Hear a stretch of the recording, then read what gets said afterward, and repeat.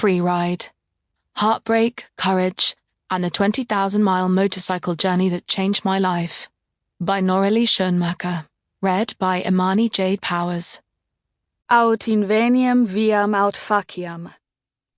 I will find a way, or make one myself. Preface.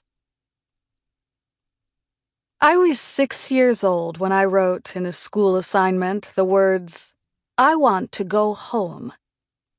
We were supposed to simply write words like dog, cat, and ball, but spelling mistake aside, my mind was apparently elsewhere.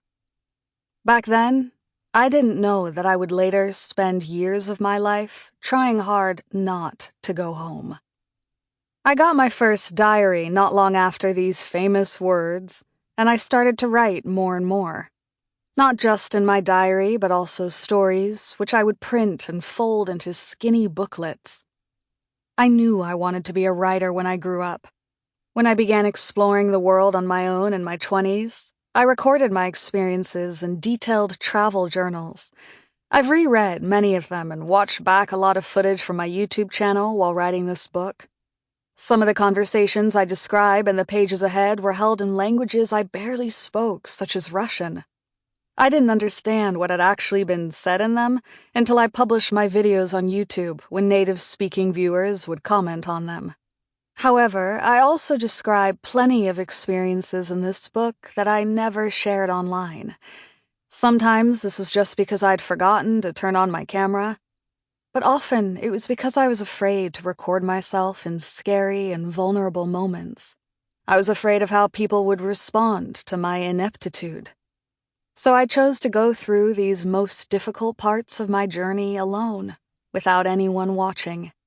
Now, 5 years after my first motorcycling adventure, I have gathered the courage to share these experiences and finally tell the whole story.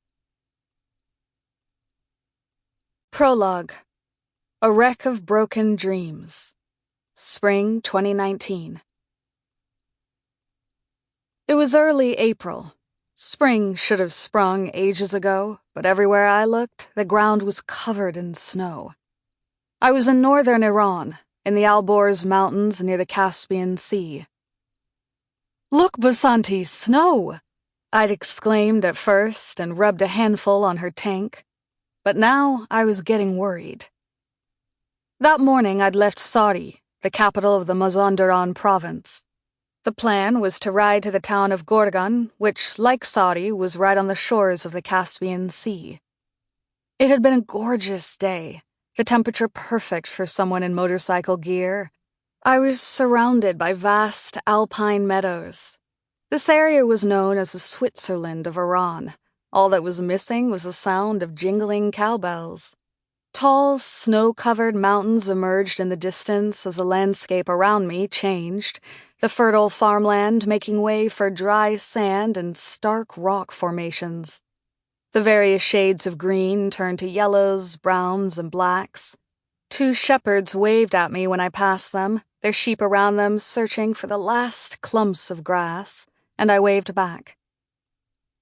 It wasn't long before I encountered the first roadblock. It had been an exceptionally wet spring in Iran, and devastating floods and landslides had already claimed dozens of lives. For 3 weeks now, heavy downpours had plagued large portions of the country. I had read in the news that these were the worst floods Iran had seen in 70 years. I was on my way to Badab-e-Sourt to see the spectacular travertine formations.